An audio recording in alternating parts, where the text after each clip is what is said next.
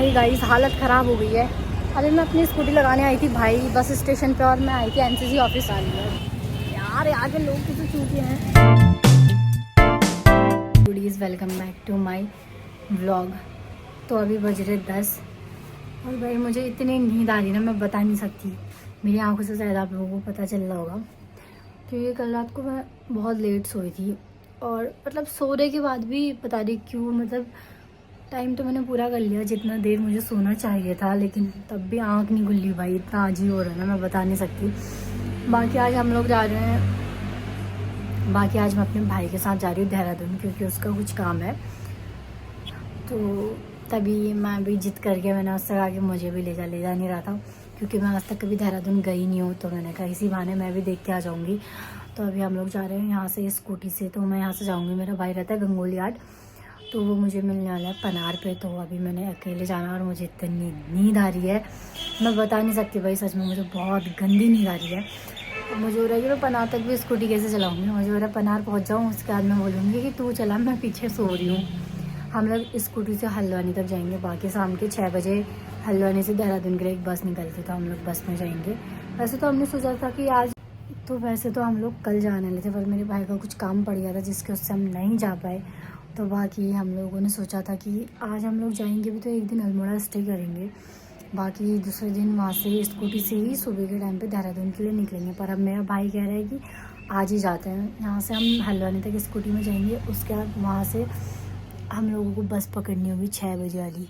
भाई मुझे तो हर गाड़ी लगती है यार, मुझे अल्टो भी लगती है और बस उतनी नहीं लगती, लेकिन अल्टो इतनी गंदी वाली लगती है ना, सर घूमता है। मैं तो चाह रही थी स्कूटी इसलिए ले जाएँ ताकि वहाँ जाके हमें दिक्कत ना हो कहीं भी जाने में।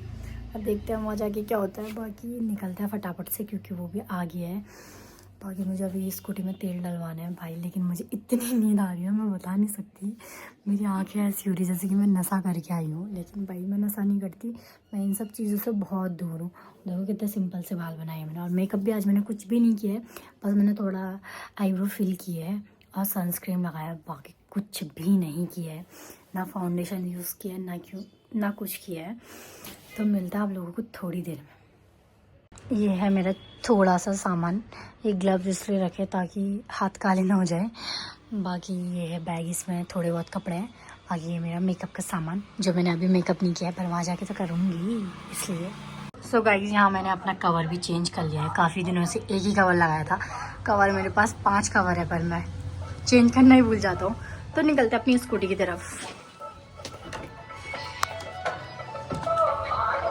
तो गाइस यहाँ पे मेरी स्कूटी खड़ी है, बाकी कितनी गंदी हो रही है, कब से धोई भी नहीं है। तो निकलता है फटाफट से। धूप कितनी गंदी लग रही है, मेरी तो आँख ही नहीं खुल रही है। इतनी बड़ी आँख है, इतनी बड़ी आँख है। तो अभी मुझे डालना है पेट्रोल, उसके बाद मैं सीधा निकल जाऊँगी। बाकी मैं रास्ते का ज़्यादा व्लॉग बनाऊँगी नहीं। अभी मैं रूम से हेलमेट लाना भूल गई, तो मैं वापस हेलमेट लेने जा रही हूँ। तो बहुत मतलब रास्ते का व्लॉग कम ही बनाऊँगी, क्योंकि नहीं तो बहुत लॉन्ग व्लॉग हो जाएगा, क्योंकि हम लोग पहुँचेंगे कल सुबह।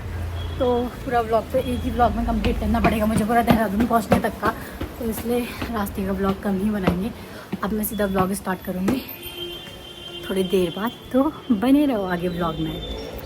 तो गाइस स्कूटी में तेल तो भरा दिया, और टंकी फुल हो चुकी है। अभी सिर्फ 330 रुपये में, क्योंकि पहले से थोड़ा बहुत तेल था। बाकी मैं अभी जा रही हूँ ATM में। तो अंकल गए हैं, काफ़ी टाइम लगा रहे हैं, वैसे मुझे लेट हो रहा है, पता नहीं कितना टाइम लगाएंगे, क्या पता वहाँ कहीं एरिया मुझे मिले ना मिले। लोगों से पूछने से अच्छा तभी मैंने सोचा यहीं से निकाल लेता है भाई। मतलब घाट के बाद जो ये पनार वाला एरिया पड़ता है ना, मतलब इधर साइड को सिंगल रोड, यहाँ की लोकेशन इतनी प्यारी है ना सच में। और यहाँ वीडियो शूट हो जाए ना भाई, ऐसी वीडियो आएगी ना, लेकिन अभी नहीं बना सकते, काफ़ी लेट हो चुका है। मेरा भाई भी पनार पहुँच चुका है, बाकी मैं भी 5 मिनट के अंदर अंदर पहुँच जाऊँगी। तो मिलता है आपको थोड़ी देर बाद। हम लोग पहुँच चुके हैं पनार।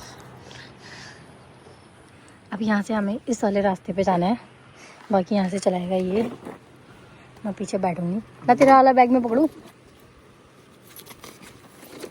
आराम से चला, थोड़ा आराम से चला, मैं तेज चला रहा है। तो गाइस अभी हम लोग पहुँचे हैं मैगी पॉइंट पे, मैगी खाने के लिए रुके हैं।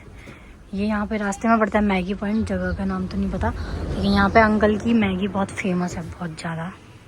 मैंने यहाँ पे 3 से 4 बार खाई है। गाइस कितनी गर्मी हो रही थी ना रास्ते में, क्या। तो गाइस अभी हम लोग पहुँचे हैं उसी टाइम आ तो जॉल जीबी से है कि अल्मोड़ा से। तो गाइस अभी हम लोग पहुँचे फेमस मैगी पॉइंट जिसका नाम है कांडानोला अल्मोड़ा करके। रास्ते में बढ़ते मैं लोकेशन दिखाती हूँ आप लोगों को। भाई आप लोग इस रास्ते से जाएंगे तो पक्का ट्राई करना, क्योंकि मैंने जब फर्स्ट टाइम यहाँ खाई ना भाई अपनी लाइफ में मैंने इससे बेस्ट मैगी कभी खाई ही नहीं। अभी भी मेरा भाई कह रहा था तेरे को भूख है, मैंने कहा तुझे है, और वो रुक गया क्योंकि यहाँ की मैगी इतनी बेस्ट है ना यार। अगर इस रास्ते से आया और मैगी नहीं खाए तो क्या किया। तो जब भी कोई भी यहाँ आए मैं लोकेशन दिखाती हूँ, यहाँ की मैगी पक्का ट्राई करना। लोकेशन ये है, यहाँ पे एक बोर्ड लगा है, यहाँ पे मेंशन है ये कौन सी जगह है, कांडानोला करके। तो आप लोग इस वाले रास्ते से आए तो पक्का यहाँ पे मैगी ट्राई ज़रूर करना गाइस। यहाँ पे हमारी मैगी आ चुकी है और ये भाई सच में बहुत अच्छा टेस्ट है इसका। टेस्ट करके देख लिया, बहुत अच्छी है, मस्त।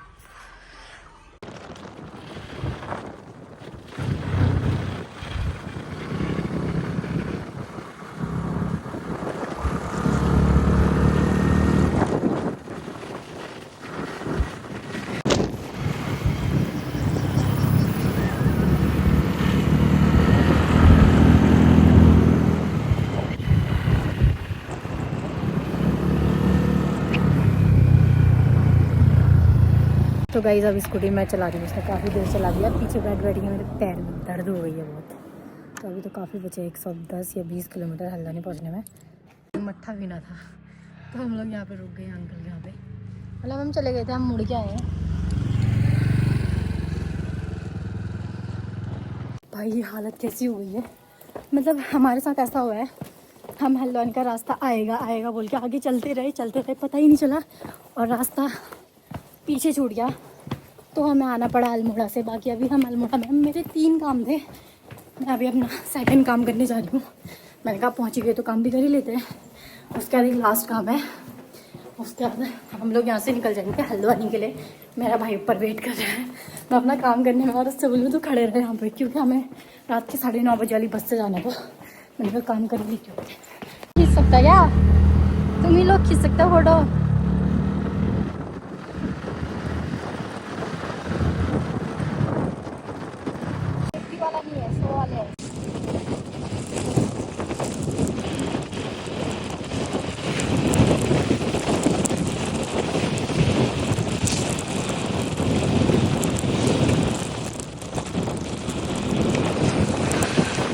तो भाई अभी हम कहीं पहुँचे हैं, मुझे ये नहीं पता कि कहाँ पहुँचे हैं, पर यहाँ पे मुझे शिकंजी बहुत अच्छी लगती है जो पिथौरागढ़ में नहीं मिलती। तो अभी हम लोग शिकंजी पीने के लिए रुके। बाकी मेरी आंखों में धूल जाके ऐसा हो गया, पलके भी वाइट हो गई है। बाकी गर्मी उतनी नहीं है, ठीक ठीक है। तो भाई मैं ज़बरदस्ती हॉर्न मारेंगे, ज़बरदस्ती। तो भाई मैं ज़्यादा व्लॉग बना नहीं सकती हूँ क्योंकि मेरे फ़ोन में चार्ज ख़त्म हो गया। एक बार लगाया था मैंने जहाँ पे मैगी पॉइंट था वहाँ। बाकी अभी 35% है, शायद 6 बजे तक हम पहुँच जाएंगे। 9 या 9:30 वाली बस से निकलेंगे शायद। मेरे भाई का हल्द्वानी में कुछ काम भी है तो इसलिए। बाकी अभी आधे रास्ते में अभी कैची धाम पहुँचेंगे पहले, उसके बाद आगे। तो मैं पूरा व्लॉग नहीं बना पाऊँगी रास्ते का, तो मैं अपना व्लॉग यहीं पर मतलब एंड नहीं कर रही हूँ। एंड तो मैं जब हम देहरादून पहुँचेंगे तब करूँगी, तब मेरा एक व्लॉग कंप्लीट होगा। तो बाकी का व्लॉग हम दिखाएंगे आपको सीधा बस में बैठने के बाद। बाकी ये मेरा भाई वाली शिकंजी।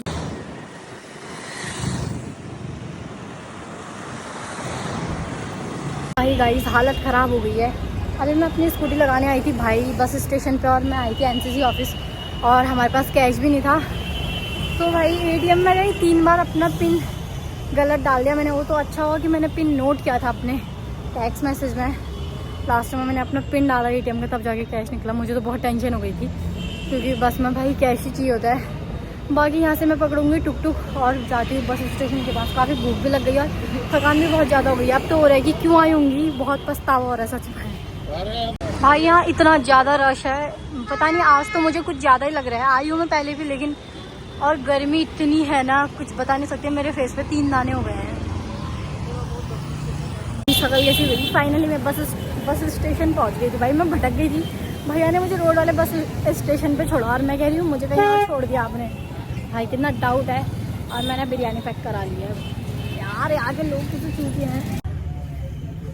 भाई हालत इतनी ख़राब हो गई है और मेरे मुँह में दाने भी हो गए हैं। ये ये सब गर्मी से होया पता है। और इतना गर्म हो गया ना, मैंने तो अपनी डायनम खोल दी। और अभी मेरा भाई कहीं गया है। भाई यहाँ तो मुंह धोने के लिए भी पैसे देने पड़ रहे हैं।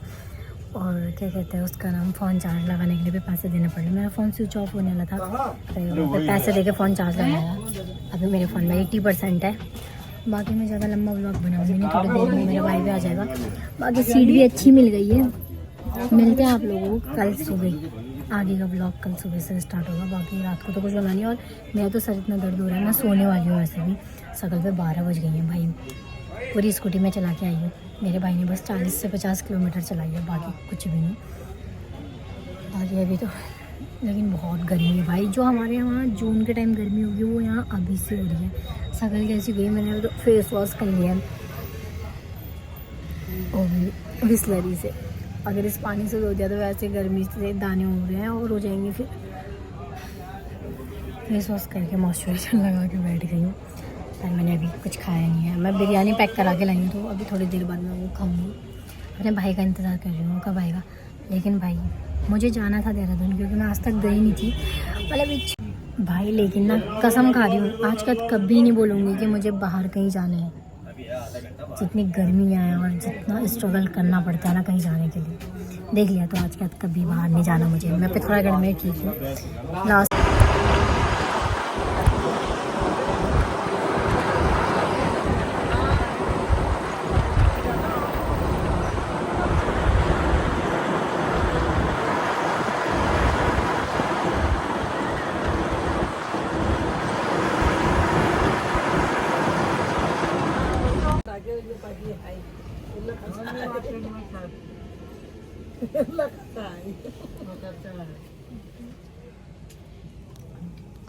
अलग मैदान आना सोचा मैं, तब नहीं होना। तब जो कौन सा गलत लगा।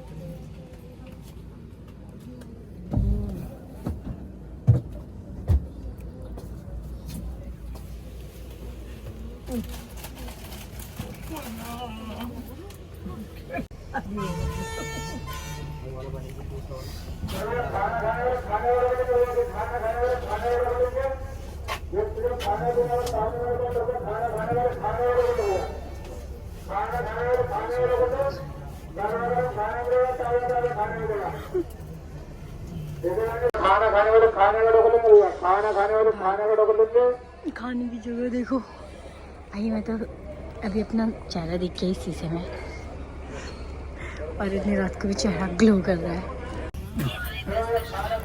भाई। गाइस वापस आ गए बिन बुलाए मेहमान।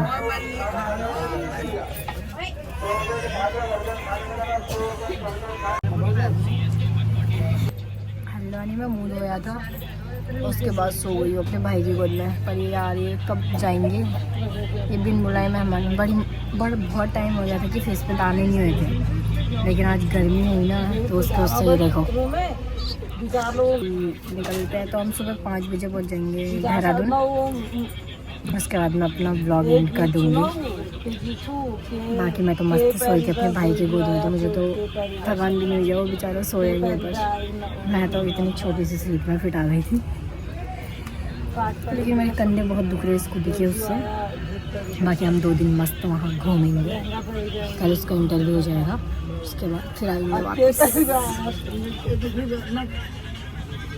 ऊपर से हम मच्छली खिला रहे हैं यहाँ भाई। इतना महंगा है ना यहाँ चीज़, हर चीज़। खाली लस्सी पूछने से पहले हाथ में थमा दिया। ऐसी गंदी लस्सी थी ना, क्या बोलते, पानी हो गया। उसके बाद वो चने लेके आया, वो भी इतना गंदा था। उसके बाद पानी लेने गया बिस्लरी भयंकर, मतलब वो पता नहीं कौन सी कंपनी की पानी की बोतल थी। और ऊपर से 30 रुपये बोल रहा था। और ऊपर से वो पानी भी नहीं था, अलग था कोई दूसरा। तो मेरा भाई लेके गया। पानी की बोतल है हमारे पास, पर चाहिए हो सकती है आगे।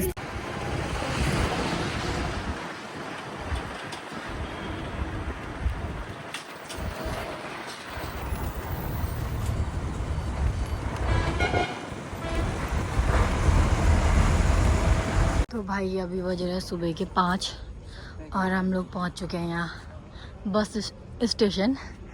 और वैसे अच्छी जगह है भाई। यहाँ तो उतना गर्म नहीं हो रहा है, अभी तो नॉर्मल है। वैसे भी सुबह के 5 बज रहे हैं, तो क्या पता, इसलिए ठंडा हो रहा होगा। बाकी दिखाऊँ, ऊपर पंखा चल रहा है। और अभी हम वेट कर रहे हैं गाड़ी का, तो थोड़ी देर में उजाला हो जाएगा, उसके बाद चलते हैं। अभी तो नींद नहीं आ रही, गाड़ी में आ रही थी, अब नहीं आ रही है। फ़ोन में चार्ज भी नहीं है, तो थोड़ी देर में व्लॉग स्टार्ट करती हूँ दोबारा। बने रहो। यहाँ पे बैठे बैठे क्या दिखाऊँ।